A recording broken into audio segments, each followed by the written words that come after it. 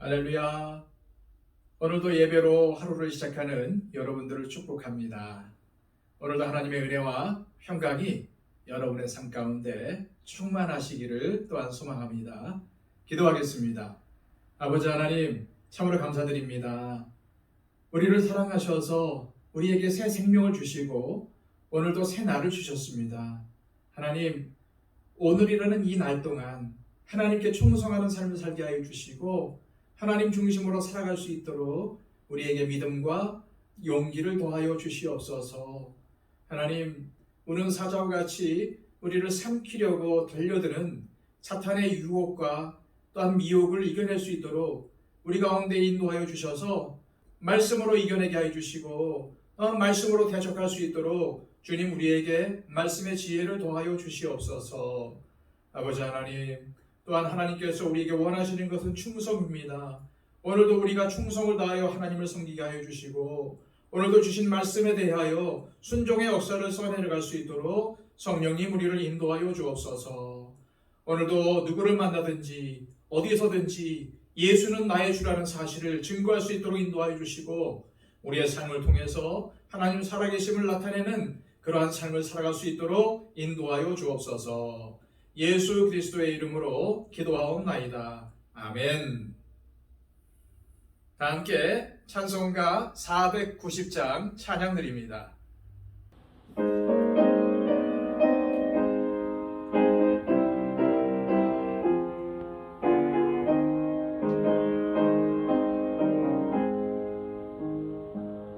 주여 지난 밤 내 꿈에 패였으니 그 꿈 이루어 주옵소서. 밤과 아침에 계시로 보여주사 항상 은혜를 주옵소서. 나의 놀라운 꿈 정령남이 끼는 장차 큰 은혜 받을 표니 나의 놀라운 꿈 정령 이루어져 주님 얼굴을 배우리라. 괴롭고 아파서 낙심될 때 내게 소망을 주셨으며 내가 영광의 주님을 바라보니 앞길 환하게 보이도다. 나의 놀라운 꿈 정령남이 끼는 장차 큰 은혜 받을 표니 나의 놀라운 꿈 정령 이루어져 주님 얼굴을 배우리라. 세상 풍조는 나날이 변하여도 나는 내 믿음 지키리니 인생 살다가 죽음이 꿈 같으나 오직 내 꿈은 참되리라. 나의 놀라운 꿈 정령남이 끼는 장차 큰 은혜 받을 표니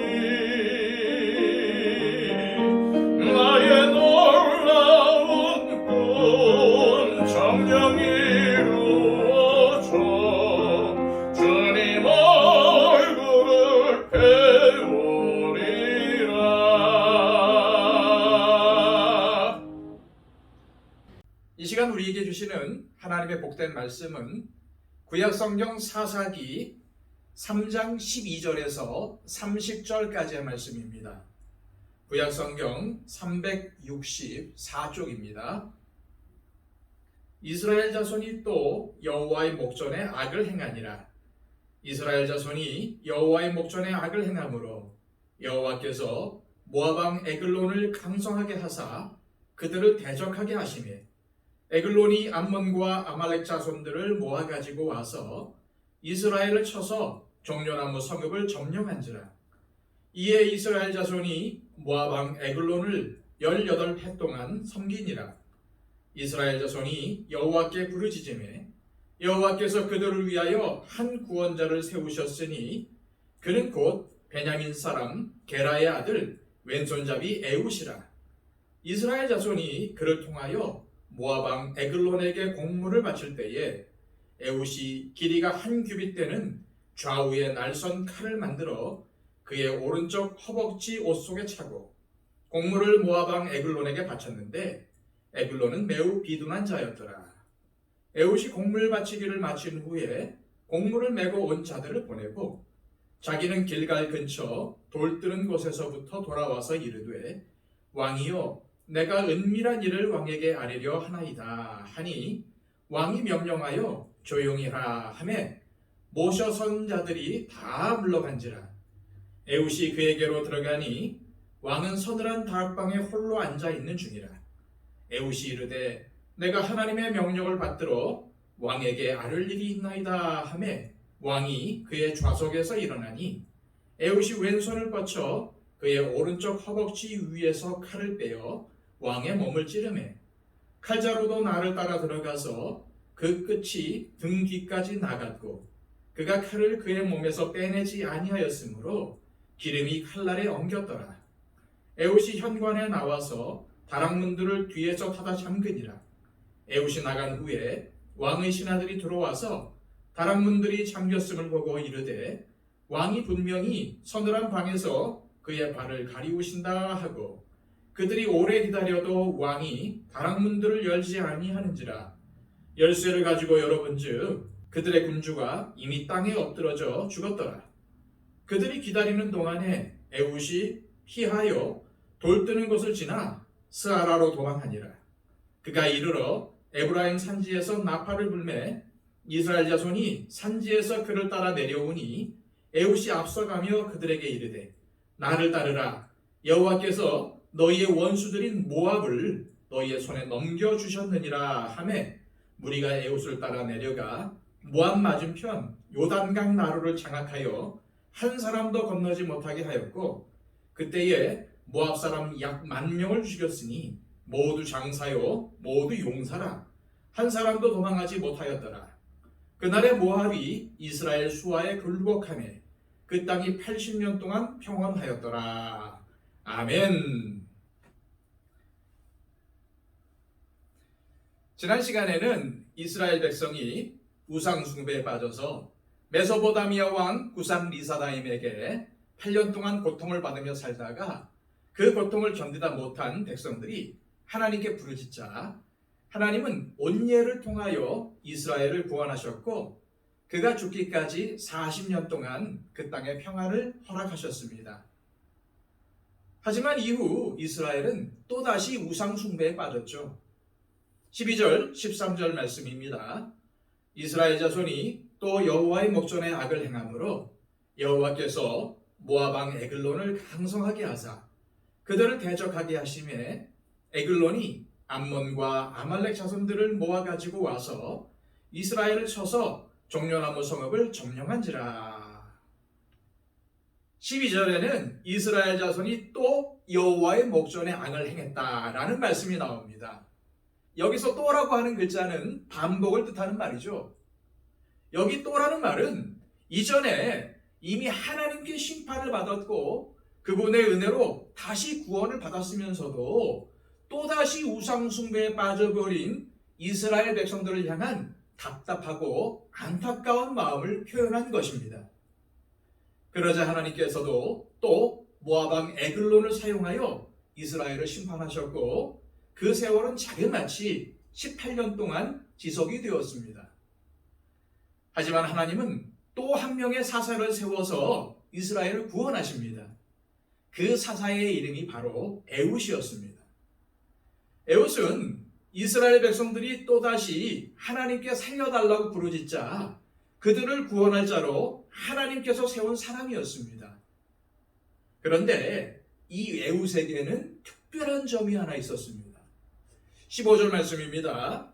이스라엘 자손이 여호와께 부르짖음에 여호와께서 그들을 위하여 한 구원자를 세우셨으니 그는 곧 베냐민 사람 게라의 아들 왼손잡이 에웃이라. 이스라엘 자손이 그를 통하여 모압 왕 에글론에게 공물을 바칠 때에,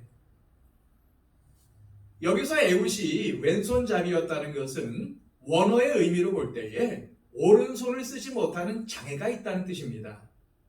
지금도 장애에 대해서는 편견을 가지는데 에웃 당시에는 그 정도가 훨씬 더 심했을 것입니다. 장애는 무조건 죄의 결과로 인식될 정도였습니다. 게다가 왼손잡이는 당시 고대 사람들에게는 열등하고 불결하고 무능한 존재로 인식이 되었습니다. 따라서 에웃이라는 이름 앞에 마치 별명처럼 붙어버린 왼손잡이라는 말은 당시 에웃이 처한 신세를 너무나도 잘 보여주는 말이라고 할 수 있습니다.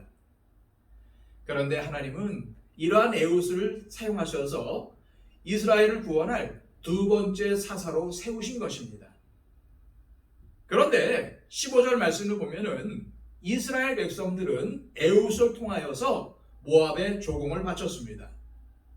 이 말은 에웃이 모압에 조공을 바치는 일에 총책임자였다는 의미입니다.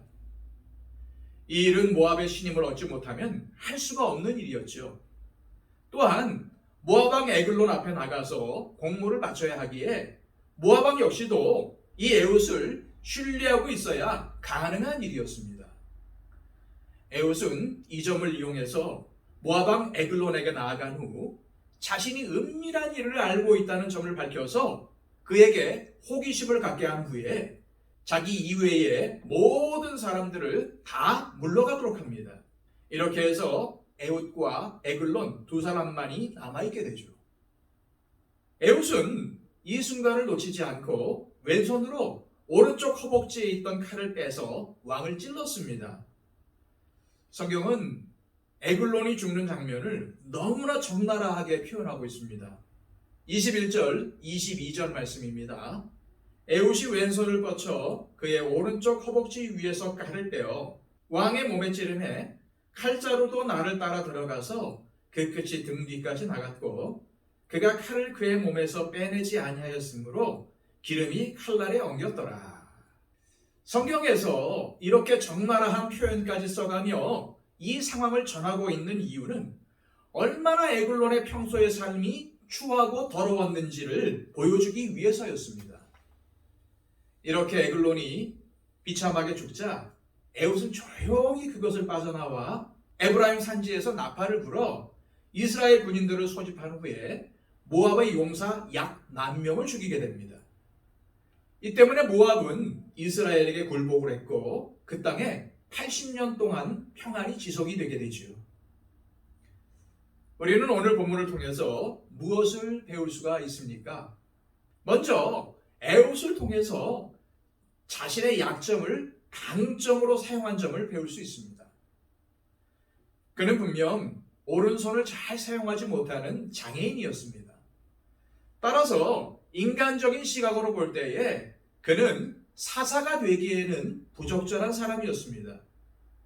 게다가 그는 당시 왜곡된 문화의 편견과도 맞서야 했습니다. 하지만 그는 오히려 자신의 장애를 믿음으로 극복하고 이스라엘을 구원하는 사사의 역할을 멋지게 감당을 했습니다. 우리는 자신의 약점을 부끄러워하며 숨기려고 합니다. 이 때문에 하나님을 원망할 수도 있습니다. 그러나 왼손잡이 에웃은 오히려 자신의 약점을 극복하고 이스라엘을 이끄는 두 번째 사사로 당당히 쓰임을 받지 않았습니까? 더구나 하나님은 사람의 무외모를 보지 않으시는 분이 아니십니까? 따라서 하나님을 믿는 자녀라면 자신의 장애나 약점을 부끄럽게 여기지 말아야 합니다. 또한 우리 역시도 사람을 외모로 판단하거나 그 사람에 대해서 편견을 갖지 않도록 각별히 신경을 써야 합니다. 저나 여러분이나 알고 보면 다 흠이 많고 부족한 사람들이 아닙니까? 그런데도 하나님께서 저와 여러분들을 하나님의 자녀로 삼아주신 것 자체가 은혜인 것입니다. 만약 하나님께서 외모나 우리가 이 세상을 살면서 행한 의로움으로 하나님의 자녀가 되게 하는 자격 조건을 내놓으셨다면 어느 누가 그 조건을 맞출 수가 있겠습니까? 따라서 우리는 다른 사람을 대할 때도 세상의 외형적인 관점이 아니라 사랑으로 대하도록 노력해야 합니다. 또한 우리는 눈에 보이는 현실이나 인간의 잣대로 정의와 불의를 지나치게 평가하지 않도록 주의해야 합니다. 그리고 정당한 목적, 즉 정의를 이루기 위해서는 어떠한 수단과 방법을 동원해도 괜찮다는 그 생각에 빠지지 않도록 조심해야 합니다. 우리가 보기에는 이 세상에서 정의가 사라지고 에글론과 같은 폭군이 이 세상을 지배하는 것처럼 보일지라도 하나님께서는 그런 자들을 심판하신다는 사실을 믿어야 합니다. 그래야 우리가 세상을 비판적으로 보지 않고 더 적극적으로 선을 행하는 일을 할 수가 있기 때문입니다. 이 시간 기도하실 때 주님, 나와 같은 부족한 자를 들어쓰시는 하나님의 은혜를 항상 찬양하게 하시고 더욱 겸손하게 사람의 생각과 방법이 아니라 하나님의 방법으로 하나님의 뜻을 이루어드리는 데 힘쓰게 하옵소서. 또한 세상에 악이 가득 차 있다고 절망하지 않고 오히려 하나님의 공의와 정의를 이루기 위해서 힘쓰는 삶을 살게 하옵소서라고 기도하시기를 바랍니다. 그리고 우리의 기도를 필요로 하는 우리 주변에 있는 분들을 위해서 중보해 주십시오. 우리와 함께 믿음 생활하는 우리 더처치의 가족들을 위해서 기도해 주시고요. 또 여러분들의 주변에 있는 이웃들을 위해서 기도해 주시고요. 아직까지도 예수 그리스도를 모르는 여러분들의 형제와 친지들을 위해서도 기도해 주시기를 바랍니다. 그리고 또한 하나님께서 우리 더처치를 들어 사용하셔서 아름다운 하나님의 뜻을 이루게 해달라고 기도해 주시고요. 또 우리 박영재 집사님이나 이복식 목사님 건강을 위해서도 함께 기도해 주시기를 바랍니다. 그리고 또 한국교회가 속히 회복될 수 있도록 기도해 주시고요. 온 세상에서 하나님께 순종하여 복음의 말씀을 전하고 있는 선교사님들을 위해서도 중보해 주시기를 바랍니다. 우리 다 함께 하나님 앞에 기도하겠습니다.